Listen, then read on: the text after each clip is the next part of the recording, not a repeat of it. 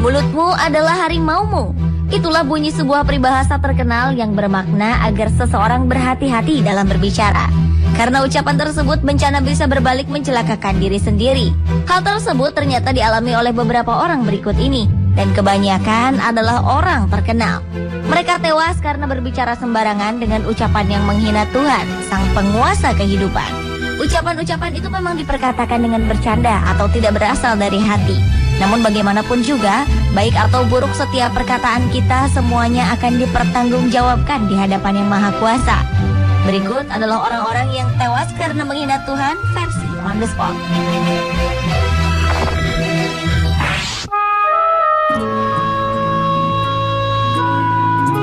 Sebuah tragedi menimpa seorang calon presiden asal Brasil, Tancredo Neves, yang terpilih melalui pemungutan suara pada tahun 1980.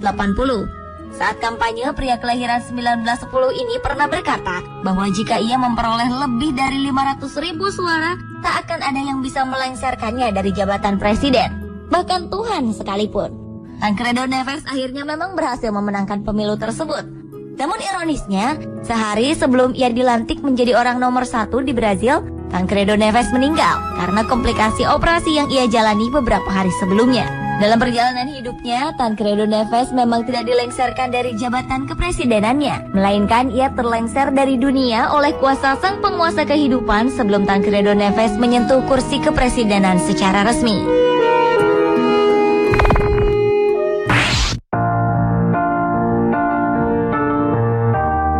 John Lennon. Ia adalah salah satu personil band The Beatles asal Inggris yang populer dan fenomenal di tahun 60-an. Namun John Lennon juga terkenal karena kematiannya yang mengenaskan.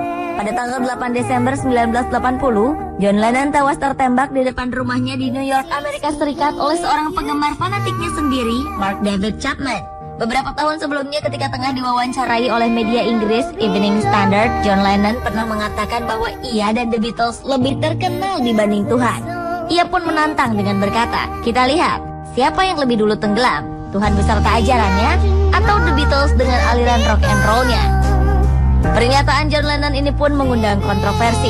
Para remaja yang marah dengan kalimat John Lennon itu kemudian membakar piringan hitam serta poster-poster The Beatles. Tahun 1970 The Beatles membubarkan diri lalu tenggelam. Sementara itu jauh sebelum The Beatles ada dan hingga selama-lamanya Tuhan yang Maha Kuasa tetap ada. Penembakan yang dilakukan seorang penggemar John Lennon tersebut dianggap banyak orang sebagai akibat dari perkataannya yang menghina Tuhan.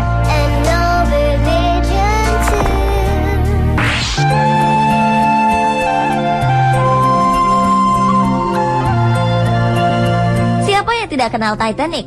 Salah satu kapal terbesar di dunia yang pernah ada yang terkenal karena kecanggihannya pada zamannya. Dan Titanic juga terkenal karena berakhir dengan tragis. Kapal tersebut merupakan mahakarya Thomas Andrews, seorang arsitek terkenal yang sangat detail dan perfeksionis dalam berkarya. Ketika pembangunan Titanic selesai, seorang reporter pernah bertanya pada Thomas Andrews, seberapa amankah kapal ini untuk berlayar di Samudra Atlantik? Dengan sombong, Thomas Andrews menjawab, bahkan Tuhan pun tak bisa menenggelamkannya. Pada tanggal 10 April 1912, untuk pertama kalinya, kapal Titanic berlayar menuju Amerika Serikat dari Eropa.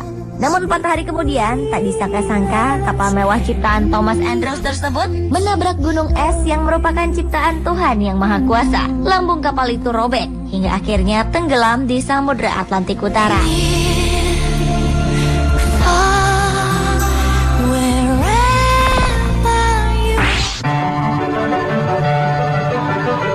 Cantik, populer, dan kaya raya adalah kehidupan yang dialami Marilyn Monroe, aktris terkenal di era 50-an. Namun sayang, di balik segalanya itu, ia mengalami kehidupan keluarga dan percintaan yang pahit. Suatu hari ketika Marilyn tengah syuting sebuah acara, ia dikunjungi oleh seorang pendeta bernama Billy Graham. Menurut hamba Tuhan itu, ia datang mengunjungi Marilyn karena mendapat panggilan dari Tuhan. Aktris yang kala itu dikabarkan dekat dengan Presiden Amerika John F. Kennedy menolak mentah-mentah kehadiran sang pendeta. Dengan angkuh Marilyn berkata bahwa ia tak butuh Tuhan. Tragis, seminggu setelah pertemuannya dengan pendeta Billy Graham, Marilyn ditemukan tewas dalam apartemennya. Banyak teori yang mengatakan bahwa Marilyn dibunuh sebagai konspirasi politik. Namun teori yang diakui hingga kini adalah Marilyn bunuh diri dengan menenggak obat tidur dalam jumlah besar. Bukan rahasia lagi bahwa wanita cantik ini mengalami depresi berat akan masalah kehidupan pribadinya yang berantakan. Padahal sebenarnya di saat tertekan itulah Marilyn Monroe membutuhkan Tuhan untuk menolongnya.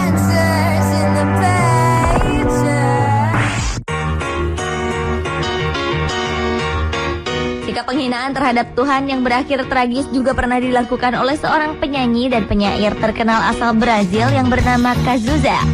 Saat tengah melakukan pertunjukannya di Rio de Janeiro, Brasil, artis yang meninggal pada tahun 1990 itu menghembuskan asapnya ke udara sambil berkata dengan sangat tidak sopan, "Tuhan, asap ini untukmu." Pria dengan nama asli Agenor Miranda Araujo Neto ini pun akhirnya meninggal karena kanker paru-paru di usia 32 tahun. Cazuza merupakan salah satu artis terkenal Brasil yang telah menjual lebih dari 5 juta kopi album. Sayangnya, kehebatannya dalam berkarya tidak seperti kehidupan pribadinya. Ia diketahui mengidap AIDS dan memiliki orientasi seksual ganda atau biseksual. Selama hidupnya, ia juga pernah mendapatkan beberapa masalah dengan obat-obatan terlarang.